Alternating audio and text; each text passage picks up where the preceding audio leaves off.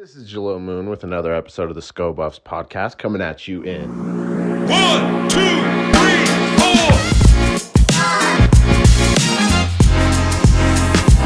4. All right, everybody. So we're back for technically episode 2 of the Sko Buffs podcast. We've had some scheduling difficulties, whether that's me being sick and not being able to come or just whatever. So we haven't quite lived up to the weekly podcast start so far. It'll get there, though. But yeah, we're figuring it out. You know, we've got some technical difficulties going on as well. We got a iPhone taped to the wall trying to get that wide shot for us right over there. So, you know, we're still figuring it out, but, you know, as we're figuring it out, hopefully you guys are too. Today, what we're going to do is we're going to start off with kind of just introducing ourselves a little bit more. I think we kind of rushed past that last time.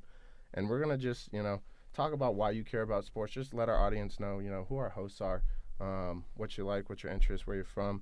Just anything someone might want to know about you guys, especially you, Troy. You know, I've heard there's some girls asking for your number already in the comments or something. So, yeah, let's more than me then. Yeah, let's take it off. How about Alex? You want to start us off? Sure. My name is Alex Roberts. I'm a junior, majoring in communication here at CU, with a minor in sports media, and I am massive into sports. The sports media minor has actually been going really well. It's really helping me accentuate where I want to go in the future. The goal for me is to actually be a play-by-play broadcaster for something like the NFL, NHL, something like that. And definitely with Sko Buffs Sports, it's definitely given me that opportunity to even just start with it. Yeah. I don't know if you guys have had the opportunity to watch the last Sko Buffs broadcast, the news broadcast that we had, but we had a quick 2-minute segment of Alex's play-by-play for the hockey game, and I don't know if you guys saw that, but I mean, I was just, every time I watch it, I'm rejuvenated. I'm so pumped. I mean, the dude's got a voice for it, so. It is electric. It really was. Yeah, if you that should be archived on our YouTube channel if you want to go check it out. But yes, Colorado versus Missouri State, the second game. First game we had some major video issues, so it's not very good to watch. The audio is clear, but we got it all fixed for the second game, which I'm very glad we did because of that amazing finish. Nice, yeah. Just like the podcast, still got some technical difficulties. We're working stuff out, but Alex, it's coming together. Alex, when can we find you next doing more hockey games? This weekend, actually, November 11th and 12th, the CU men's hockey team is going to be hosting currently the number 1 team in the country, Nevada, Las Vegas. So that should be fun. And then also on Saturday, the women's team will be playing, and the men's D2 team will be playing as well. We'll have a triple header for you guys. Lots of hockey. All right, Troy, you wanna take it off for us? Yeah, guys, my name is Troy Finnegan. I'm a senior here at CU studying journalism with minors in communications and sports media. I'm an associate producer of Sko Buffs Sports, and I'm also the sports editor of The Bold. You know, I grew up, I've always been super into sports. I was the weird kid when I was little who watched SportsCenter when I was 4 years old instead of cartoons. So this is kind of really always what I wanted to do, you know. And I love that we've started this podcast because it's I listen to podcasts all the time. It's one of the big things I want to do when I grow up is I want to be like a sports reporter, have a big sports podcast, because I love, you know, being able to come in here and talk with you guys about what's going on in the sports world, whether it's at CU, whether it's outside of CU, pretty much anything. So yeah. Nice, pretty good. I guess the only person left is me. My name is Jalil Moon. I'm also a senior here at CU. Technically, I'm like a 12th year, but we don't really have to talk about that too much. Been around the block for a little bit. He's a vet. Yeah, exactly. So I, just joined Sko Buffs Sports. I actually did, it's pretty funny. So I did biochemistry for 3 years here at CU. And then I took one journalism class and was like, yep, I don't really like biochemistry that much. So I switched over to journalism with a sports media minor, and that's been it. That's all she wrote for then. Like Troy, I grew up watching sports. I'm not completely a homer when I think about my sports teams. For instance, for football, my favorite team is the Indianapolis Colts. And the He's entire going through it right now. Oh, Yeah. it's been going through it for It's okay. for I'm like a Bears fan. 10 years. Oh yeah. See, well, let me talk to you for a second. So, the reason that I became a Colts fan is because my dad, who was from Chicago, was a big Chicago Bears fan, right? Okay. And the first year that I started watching football was that year that the Colts faced the Bears in the Super Bowl. Yes. And 2006. so the Colts beat the Bears, and I was like, "Yeah, this is my team now." It was kind of my first big revolt against my dad. So Rooting for Rex Grossman in the Super Bowl wasn't for you. no, yeah, that wasn't Hey, me. I was not old enough to really remember that. All my parents have told me, like, once Devin Hester returned that kick for a The opening touchdown, kickoff. it was downhill from there. Well, I remember watching it. It was like, "Yeah, let's go Colts!" Like, screw you, Dad. And then they kicked it off, and Devin Hester took it back, and I was like, "This is not gonna end well for me." But Peyton Manning got his ring, and so that was pretty good. For basketball, I'm a Denver Nuggets guy. I love the Denver Nuggets, but my problem is I like players a lot more than I like teams, specifically in basketball. So I kind of follow the players that I like at the moment more than I do the team. For now, you'll come to know this at some point in the podcast. I'm sure we'll talk about it, but I'm a big LeBron guy. LeBron's the GOAT to me. Agreed. Yeah, so I'm from Chicago, so I am forced to believe the Jordan bias. we'll talk about that Okay. on another day. We'll shelve that argument, but so I watch a lot of the Lakers. I hate the Lakers, but I love LeBron, so I watch him. But I also I love the Nuggets. Follow him. Got a nice little signed Busy Bones poster in my room, which is pretty cool. I look like a 12-year-old, but it's all right. And then hockey. Who doesn't love the Avs, man? Who doesn't love the Avs? So I'm a little bit of a homer, but I just like sports in general, and especially college sports, which is what we'll be talking about for most of the time on this podcast, especially CU sports, whether that's football, basketball, hockey, everything, a little bit of this, a little bit of that. So we're all pretty big sports fans, and we just kind of want to talk about it, and hopefully you guys want to listen to us. So that is the goal. And today we're gonna just talk about what's fresh. And that's basketball. That is. So both of our teams right now are 1-0, right? Yes. Undefeated. CU Great Buffs. start. Great start. Greatest, Hey, they won their first game unlike the football team, so I think we're pretty happy right now. That's a good point. Do you got? I got some questions for you. All right. So do you know the last time that the Buffs, both men's and women's, started 1-0? Oh no, this means it's gonna be a long time. I have no idea. I think it was last year. I would say it's probably last year. Yeah, you're right. It was last Okay. year. That's pretty Come on good. now. That's part one. All right. What about when they started 2-0? I'm still saying last year. I might. Yeah. Okay, 3-0. You're right. They both started 3-0. Still last year. Yeah. 4-0. I'm going last year all the way up until. God, what game was that? 7, I want to say. Yeah, which one was the 8 Was maybe? Tennessee the game they first lost last year? Are you talking about women's or men's? Men's. Men's. Women's was going for a while. Yeah, they went for a Women's long was time. undefeated Women's for a was long hot time. last year. All right. Last Well, undefeated last time they both started 4-0 was 2019. So Whoa. forever ago. It's hard to Okay, remember. yeah, but, forever. No, but we're off to a good start. Hopefully, we can keep this hot ball rolling. We didn't play the greatest teams, and it always gets tougher come conference play. But let's talk about that start that the women's team got last year. So they went on. Do any of you remember how many games they opened up with winning?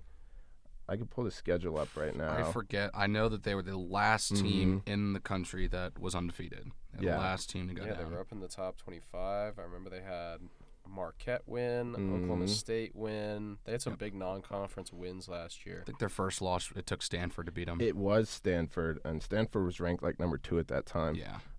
Let's count it up. I don't know. They won a lot of games. They just won a lot of games. I think that's probably good. Yeah. And they And it would have been more if they ended up beating Oregon State and Oregon. Those two games got postponed before the Stanford game. Yep, that did happen. And so they were just really good that year. But then after that Stanford game, they kind of fell apart. Yeah, they went out on a whimper last year. A little bit of a lull mid-season, yeah. I remember there was a loss to Washington State in there. Charlize Ledger-Walker had like 30 points. Their biggest thing last year was shooting the ball, though. They really struggled to shoot the ball at times. They would just go through some lulls offensively, get bad shots. There was a couple of quarters in there where they would only score 5 or 6 points. But they turned it around at the end of the year, and they always brought it on the defensive end. Yeah. Unfortunate for them they didn't get a win in the NCAA tournament. Yeah, I was watching the end of the tournament game, and it was just kind of the slow type of game. You know, you're down double digits in like the last 3 minutes, and you're trying everything to have a miracle to come back and win the game. So, yeah, it was just a tough end to a otherwise successful season, or at least what started out as a very successful season. Yeah, I would say it was successful overall. I mean, they were Definitely 22-9, 9-7 in conference play, which isn't the greatest. But you look at that overall record, you got to say they're, started really good and they finished really good as well. They had 6 wins in a row to close the season, including the Pac-12 tournament, until they again lost to Stanford, who was number 2 in that third round of the Pac-12 tournament, and then opened up against Creighton, which is never easy. Yeah, I mean, give credit to Creighton, though. They actually made a run, yeah. They made a run. They beat us, then they beat number 2 Iowa and Iowa State, who was number 3 in that region, back to back before falling to Iowa with Caitlin Clark too is always a tough task. Oh, yeah. Big upset. Yeah, so they fell out to South Carolina, the eventual champions. That Creighton team could shoot the lights out, though. Yeah. Let's talk about the women's team coming up, their upcoming schedule, and kind of what we're expecting. I like their chances against Jackson State, and it looks like after that they've got Louisiana and Texas Tech. It looks like it's one of those, I guess, meetups. It's in Texas Tech and Lubbock, so they'll play 2 games there. I'm not sure exactly how they'll do. I'm expecting them to at least come out with the win against Louisiana, and then they have a home game against Air Force, which. Again, considering how they played last year against their non-conference schedule, they should perform well at. And I look at this non-conference schedule, and I do see a lot of W's on this list. They do have another Marquette game that is their last non-conference game, and right by Christmas time, that should be a tough ask. But other than that, I think this is a very favorable non-conference schedule for the women's team. Can I shout out Quay Miller really quick? Oh, yeah. Because, come on, the biggest question for this team coming into the season was how are they going to replace the front court production? How are they going to replace Maya Hollingshed, who led the Buffs in scoring for the last 3 years? How are they going to replace the leadership of Peanut Tuitele in the middle? Quay Miller, the reigning defending Pac-12 Sixth Player of the Year, she shows up in the starting lineup, 22 points, 17 rebounds. She hits 2 threes, 8 for 11, scoring with efficiency in only 29 minutes. What a performance for her to open up the season. And, really showing that it could be a big breakout year for her. I mean, she was our second leading scorer last year coming off the bench, but 22 and 17 on efficient clips is huge. That was, that was a fantastic performance. I mean, I calculated it. The team had 46 rebounds against New Mexico State. Quay Miller had 17. That's over a third of all the rebounds the team had. At least one of 3 would go to Quay Miller. They had a fantastic game getting CU extra possessions. And kind of tying into that rebound number, I was interested to see that Coach J.R. Payne went with the big starting lineup with the Arizona transfer Aaronette Vonleh and Quay Miller in together. I had kind of figured going in that it would be a little bit smaller. I thought that Kendall Wetta would be in the starting lineup along with Jalen Sherrod and Frida Foreman, and then you have Tayana Jones on the wing. But I do think that, especially with Miller's ability to stretch the floor, that big lineup does give the Buffs a little bit of an advantage inside in a place where they maybe don't have as much talent as they did last year. Yeah, no, I agree. I mean, it's always tough to lose someone like Maya Hollingshed, who's been one of the best players in college basketball and obviously on your team. And they're off to a good start. I mean, JR's always got her team ready to go in the beginning of the year. Yeah. I don't know if you guys have ever had the pleasure of talking to JR Payne, but I think she might be the sweetest human being on campus, just the nicest, most genuine lady She ever. is. but she's also just such a boss. You know, like Yeah. you could tell she's her. You know, Gotcha. but she's always got those teams ready. One person I wanted to talk about was Jalen Sherrod. In a lot of ways, you know, point guard is the quarterback of your team for basketball. In a lot of, you know, Jalen Sherrod's in her senior year. A lot of people are looking at her to be the breakout kind of, maybe not so much the best player on the team, but sort of that leader and that floor general. Definitely. And something that, you know, people have talked about is Jalen Sherrod has struggled with her consistency for scoring. Jalen Sherrod has had, you know, I think last year she had a 40-burger, and, you know, plays great at some points, but then other times, you know, it's hard for her to finish at the basket, hard for her to knock down threes. What's your guys' take on Jalen Sherrod for this upcoming season? What are you guys kind of hoping to see from her? Yeah, just looking for the consistency with the jump shot. You know she's going to be able to, she's going to be a pit bull on defense. She's going to grind on defense. She's going to be able to push the pace on offense. She's going to be able to get her teammates involved. And, she's going to be able to attack the basket with her speed and her athleticism. But the consistency with the jumper is kind of where she struggled last year. And at the free throw line, which 3 for 4 from the free throw line the other night is a good start. 75% would be great if we could get that. She's going to be a leader. New Mexico State was her 67th career start. That's a lot of college basketball. Yeah. So really just finding that if she finds that consistency from the perimeter and she takes care of the ball, I think that we'll be all set. Yeah, that was kind of on the lines that I was going to touch on, just the consistency. And again, you mentioned like they could put up 40 points, but also have a stinker the next game. So I think just having consistency is probably the biggest key to their success, making sure that because they were 4 for 10 from the field, not awful, but you'd like to see a couple more of those shots go down. I mean, it didn't really affect the overall outcome of the game, considering that they won by 30. But when you're playing a team, say Stanford, it's going to matter a bunch more if you go for like 4 for 10 from the field. So I think having some sort of consistency like that would be really good. And I think Quay Miller also had a good game in terms of recovering for some of those missed points. 2 for 2 from the three-point line. 8 for 11, like you mentioned. I think the two of them can have a really good season together. I believe Jalen was 0 for 5 in the first half, too, if I am correct.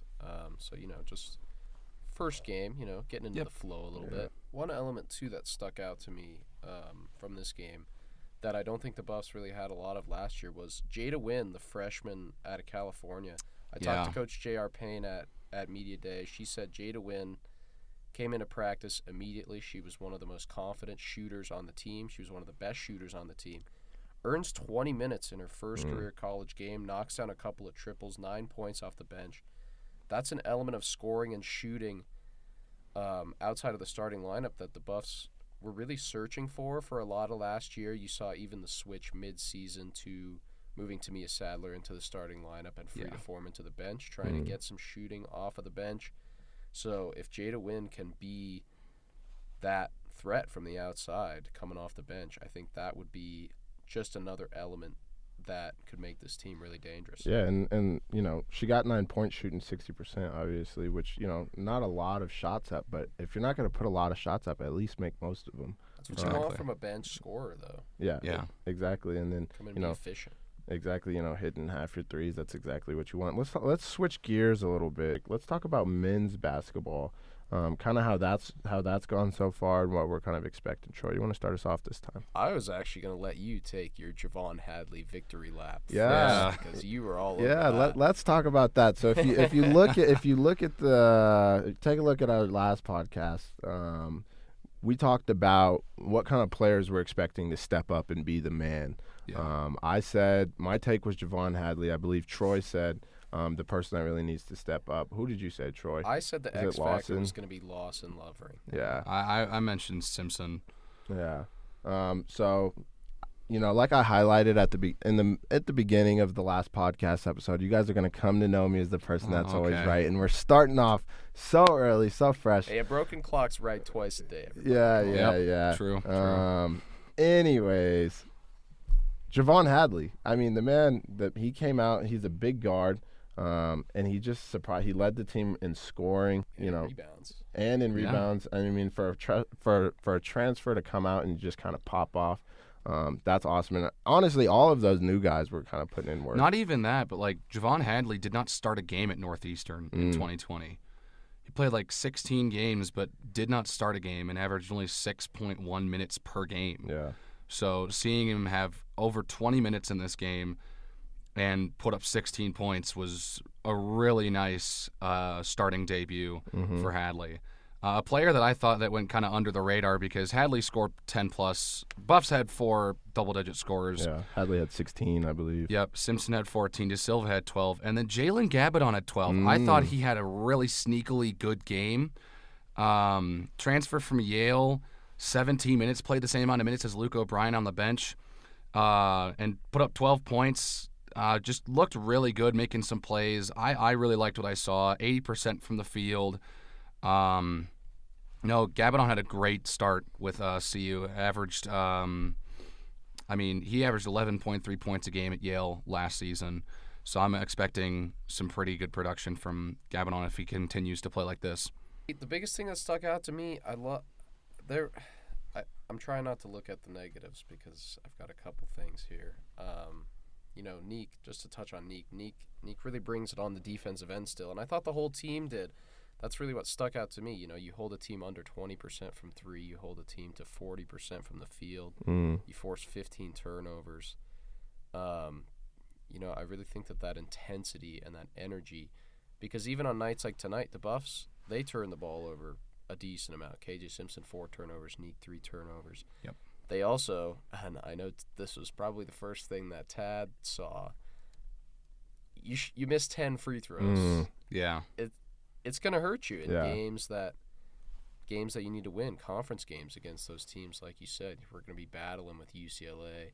If we're going to be in the top 3 in the Pac-12 and in the Sweet 16, like Jaleel says we are, Exactly. those are the kind of things that you've got to get touched up. And again, just like we said with the women's team first game, getting some stuff out of the way. But I love the way that we played on the defensive end because some nights you just don't have it. Some nights you're going to miss all those free throws. We hit 46% from 3 tonight. Some nights that's going to be 25%. You hit 47% from the field. Some nights that's going to be 38%. How you grind out those games is you rebound and you play defense, and I thought that this team showed a good knack for being able to do that against UC Riverside. Yeah, no, I agree. And especially, it's a little bit sad to see struggling from the line. I know that CU's men's basketball team didn't do great from the line last year, but you look at 2 years ago, they had that historic season.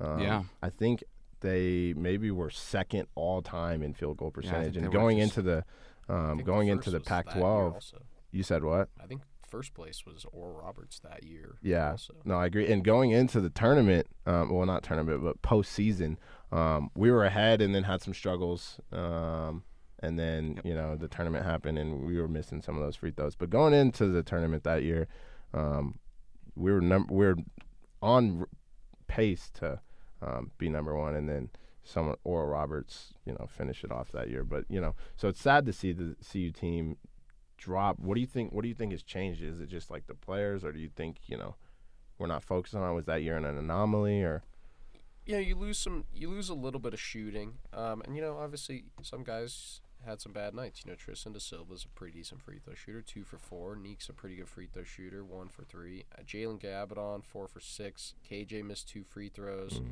I kind of just for one game chalk it up to one of those nights for Yeah. me. If it's something that we need to revisit, hopefully not. But I'm not too worried right now. Alex is a responsible student. He had to take off and go to class, but we're gonna Better man than me. Yeah, we're gonna we're gonna finish up what we were talking about. What were we talking about? I think that we were just about done. We were talking about the free throws. The one thing I wanted to touch on was I was really interested how evenly distributed the minutes were on this team. And, maybe you could chalk that up to 18-point lead at halftime.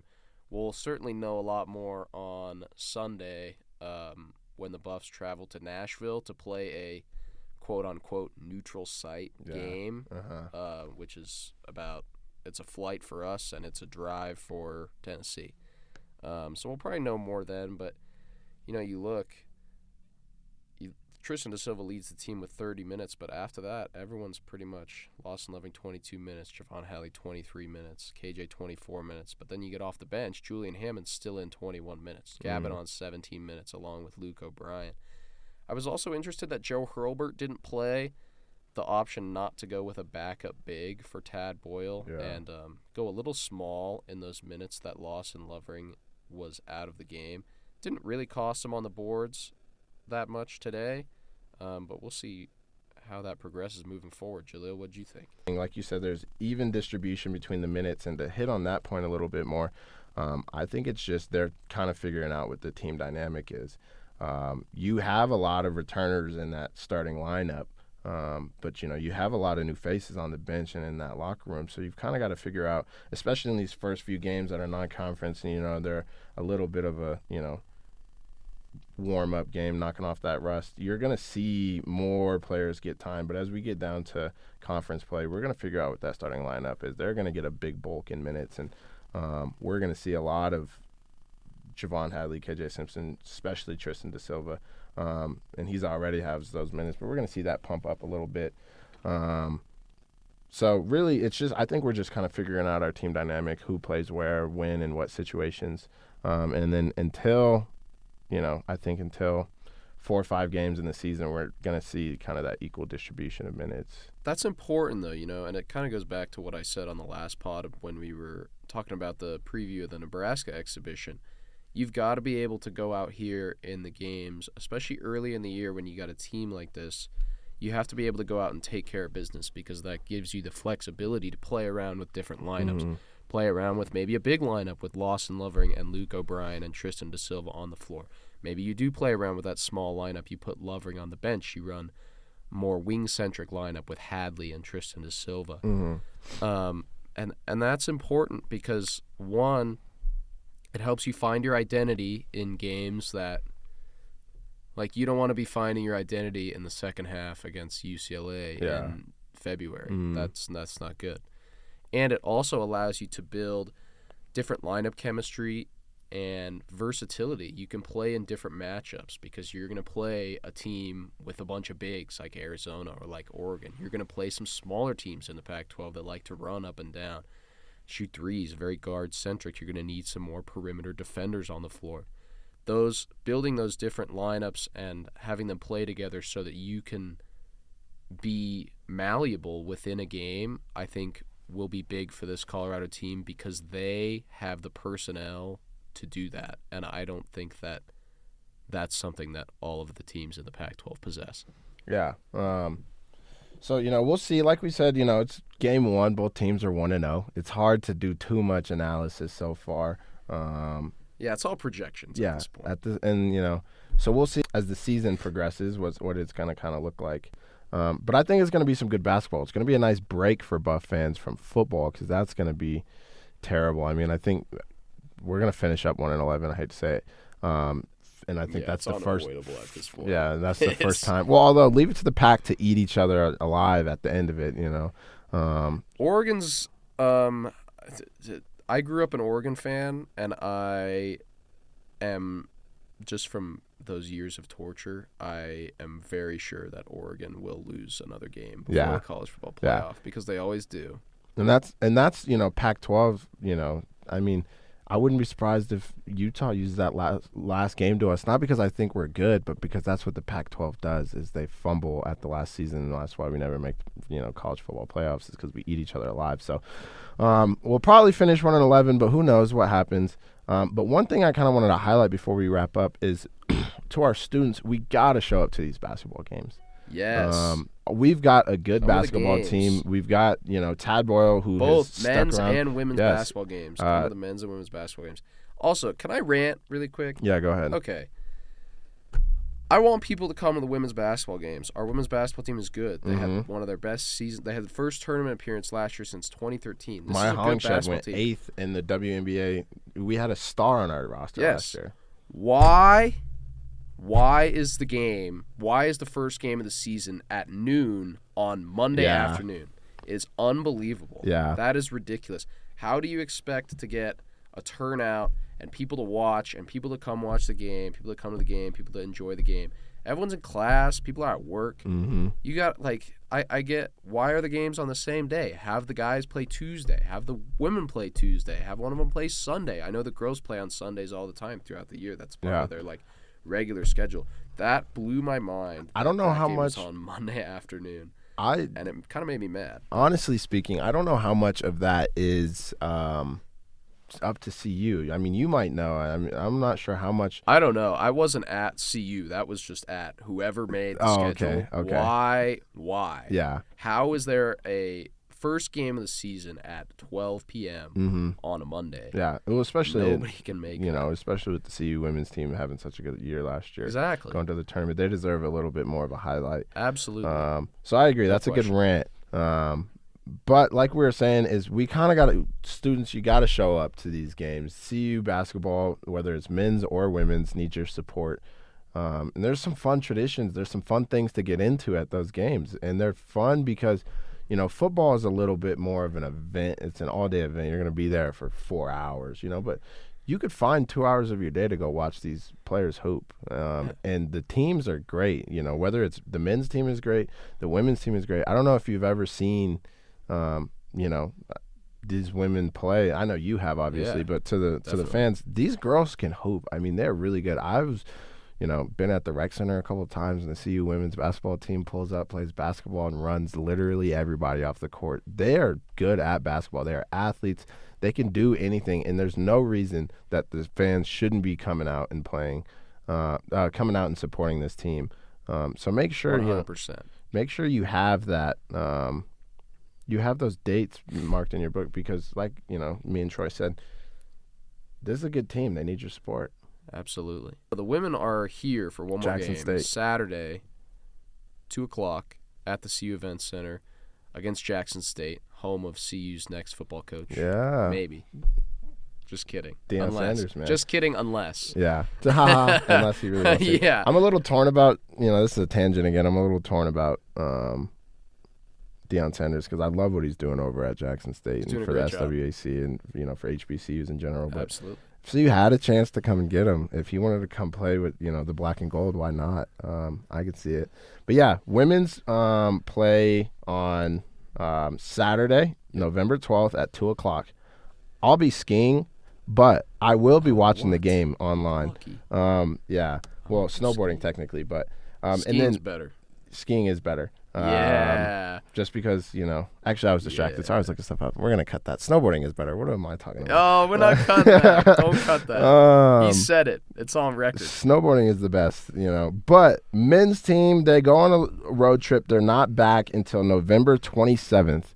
And then they're going to be playing at 1 o'clock against Yale, and we have a Yale transfer, so a little bit of a Jalen Gabadon revenge game. Yeah, revenge game. Watch for Jalen Gabadon taking that game and showing them what they gave up. Well, I guess he's a grad transfer, so not really gave up, but definitely tune in Sunday for CU Tennessee. That's going to be a big measuring stick game for this young Buff squad in Nashville. That game will be on ESPN too. It'll be I think it's the only top 25 game of the day since Tennessee is in the top 25. Yeah, Tennessee's ranked at 11, and they're looking really good. So watch Colorado. Hopefully, you have ESPN. Ask your mom or dad for your password, and then check into that Tennessee game because, if the Colorado Buffaloes pull an early season upset, I might push them up to 2. Jaleel's going to be insufferable. Oh, my God. I'm going to come dressed as Tad Boyle to this podcast. So tune into that game.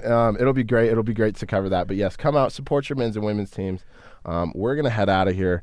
Any closing remarks from you, Troy? Something you want to say before we go? Does CU cover the spread against USC Friday night? Yes or no? No. I agree. That's all I got. Wow. We're giving you sports stuff and making you money. Yep. Look at that. That's all I got. All right. And then, so that's all for me. This is episode 2 Hopefully you guys enjoyed it. We're going to try to get this episode up on, or start getting our episodes up on Spotify and Apple Music. That might take a little bit longer, so don't count on that. But this will for sure be on YouTube. I'm going to upload it later today. This is Jalil Moon, Troy Finnegan, and Alex is not here, but he says goodbye. And we will catch you next week. Come back next week, and we actually mean next week this time. Yeah, come back next week.